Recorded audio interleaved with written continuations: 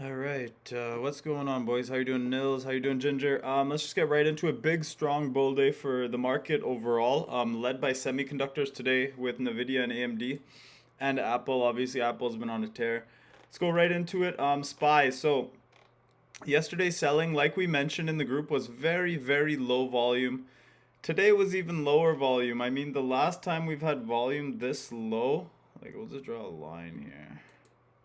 Last time we had this amount of daily volume on SPY. What the hell was that? There we go.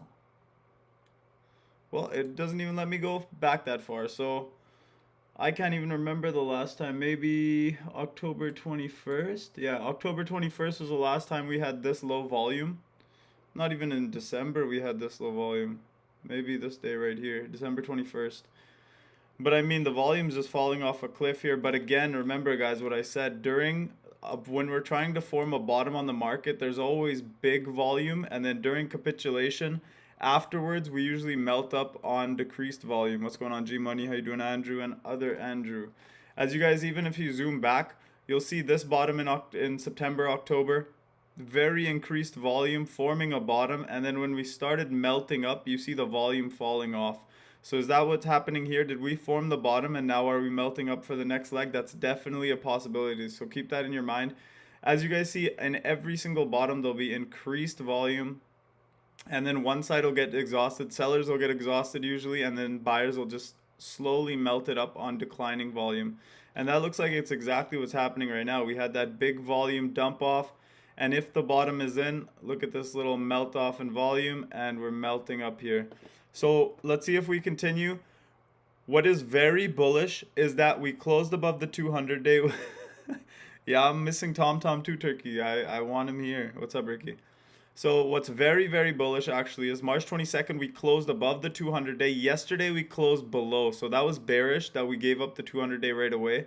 But then we came and we reclaimed it the next day. So very bullish action. What's up, Yash? How you doing? And we closed above the 200 day on SPY. Very important. Now we're back above all the moving averages. We have some support from underneath from all the moving averages. Once this 50 day starts curling up, that'll show you that we are in fact in an uptrend now.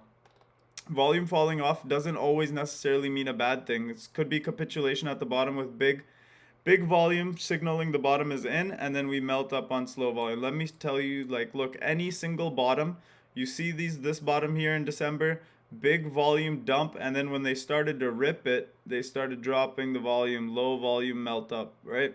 Same thing here. Big dump, bottom put in, and then the volume dries up and the market starts melting up. It happens almost every single time. So is the bottom in? I'm not confident enough to say that right now, but the short-term bottom is in. We're not going to go all the way right back down to 410 on SPY very easily. It's going to be a process. It's probably going to take a while, especially now that we're back above the 200 day. And one thing I did point out, I posted a chart in the group. I know I myself was bearish on this whole rally, but obviously if the price action is telling you up, you gotta play the price action. Nothing else matters. Your opinion doesn't matter in the market. So right here during COVID, I know I don't consider COVID. What's up, Tonka? How you doing, Sandia, bro? And then back in COVID, we had a death cross here on March 25th. After the death cross, the bottom was already in. So the bottom was in on March 23rd. Death cross happened March 24th or 25th or 26th. And then from there, we made one more low, and then we just rinsed all the way back to all-time highs with little dips in between. So right now, there is a different situation. There's no Fed pumping money in, but there's so much bearish sentiment. There's so many people bearish. It's probably just going to fuel this rally. People shorted here, people shorted here. They got covered. Once they get blown out, market goes higher. They have to cover, and it's going to be a repeating cycle just because the sentiment is so bearish. So it's definitely possible the bottom is in. As you guys seen in COVID, the bottom was already in when the death cross occurred. As here, February 24th, the bottom's in, death cross happens, and we ripped up. It's the exact same scenario playing out from COVID. Obviously, it's a different situation with the Fed not quantitative easing this time. So keep your mind open. I would not be getting leaps and monthlies quite yet myself. It's fine to do so, but I don't know. honestly, it's a different situation. It's a different time. And let's see what happens. I mean, still a lot of time left. I mean, we're only in March. A lot of events to happen still. So let's see what happens. QQQ, Ripper today as well. Super strong. QQQ still under the 200-day moving average, which is at 368.36. So we held the 350. Today we went down to 351. I told you guys on post market yesterday. Yesterday's low was very important. And Monday's low was very important of 350. We held 350. We did dip. We held yesterday's low. We held what day is it today? We held Tuesday's low. We held Wednesday's low, and today we broke both their highs, closed at the high of the day, very bullish. This market is wild, man. Yesterday we closed right at the low of the day. Today we closed at the high of the day. It's crazy rotation. It's crazy hard. Volume is going down, Ram. I just went over that. So what happens is basically whenever you put a bottom in on the market, a big volume signals capitulation. So big volume, and then when the melt up occurs, you see the volume drying off. That usually happens. It's a normal event. So even like right now, big volume, big capitulation. If the bottom is in, a lowing volume should keep drying up, and we should keep melting up if the bottom is in. If we get a big red day or big volume day, that's usually going to mean that we're headed back down. But as long as volume stays low, we can absolutely just keep melting up. So just keep an eye on the volume as well. XLF has been notably weak the last 2 days. We did close green today. Yesterday closed at the low of the day. Today all the indexes closed at the high of the day. Again, look at this volume. Like, this is almost pathetic volume on financials here. You can draw it out here. I hope that line doesn't move. Last time we had volume this low was probably in December, and it wasn't even this low. Like, very, very low volume days. But again, the volume gets bigger. There's more volume near bottoms, and then low volume melt up. That's exactly what's happening here. So let's see if it just keeps continuing. You can't fight the trend. You gotta wait. You can't just be bearish and start entering bearish positions without no price action to back you up. It doesn't matter what you think. The market doesn't care what you think. IWM still basing here. As I've been saying for weeks, 209.55 is needed for me to turn bullish. We're just kind of basing out, trying to form a bottom. 209.55, 210 area is not going to be easy. It was a support all the way from January of 21. So when that breaks, it's going to be a very significant thing. 209.55, 210 level on IWM. When it breaks that, that means we're back inside this range, and we can then head back up to the 230s. But if we head right back down to the 188, then we have to see that we're still in a base. If it breaks 188, then there's gap fills underneath all the way to 160. There's a gap fill all the way to 168. Do I think we get there? Maybe. Especially with all the macro headlines, I think there will be more selling off. There will be more volatility, but I mean, the market can only take so much volatility at a time, right? It's been almost 2.5 months straight of just up, down volatility. So everything's just trying to base here. No need to get aggressive. The market's going up, so play calls. Would I swing calls weeks out? Not yet. Would I swing puts weeks out? Not yet either. So just wait for direction. Right now we are headed up. Let's see what happens. There is some key resistances that we need to get over, especially for SPY. Once this 50-day starts curling up and we get back up to here, then you can consider taking farther out. But for right now, it's very dangerous. We're just basing in IWM. We're in a very tight range. Do we break up? Do we break down? No one knows. IWM leads the market, guys. Always leads the market. In COVID crash, it led us all the way up. Last year, it based completely sideways, while SPY and QQQ actually caught up to IWM. And then it dumped before QQQ and SPY out of its big range. So let's see where IWM is very, very key to watch. Over 210, everything turns bullish. Under 190, everything turns bearish. So right now we're still basing. It's still unknown where we go from here. SPX, I gave you guys the numbers in the morning. I had 44.40, 44.65, 44.90, and 45.15. We got to 45.15 right at the end of the day, rejected initially, and then at the end of the day, we finally broke through. We actually closed above it. So I'll have new numbers for you guys tomorrow. Other than that, we are looking like we are forming kind of a double top. Let's see if we can get through tomorrow. 45.22 was the previous high, and before that, 45.22, it's all the way up at 4,600. So 45.22 breaks, we're probably going to 4,600. I'll have the new numbers tomorrow and we'll see what happens. VIX here off a cliff. So one thing I was watching, I like the risk reward on VIX yesterday. Why? Because it looked like it was basing near 23. Why do I say basing? The 200-day EMA, it held it for 2 days in a row. I figured we would get a bounce back up, but they just tore it down. Down 8% today, lost the 200-day moving average. Last stop is 20 bucks. If it loses 20 bucks, this whole VIX is done. Volatility is done for a while. And hedge fund managers will start getting back into their positions. The 200-day SMA is down at 2065, so that's the next support to watch. Again, another dollar down would mean another big move up in the equity market. So 2065 is the next one. That's the SMA 200-day, and that's where you have to watch VIX.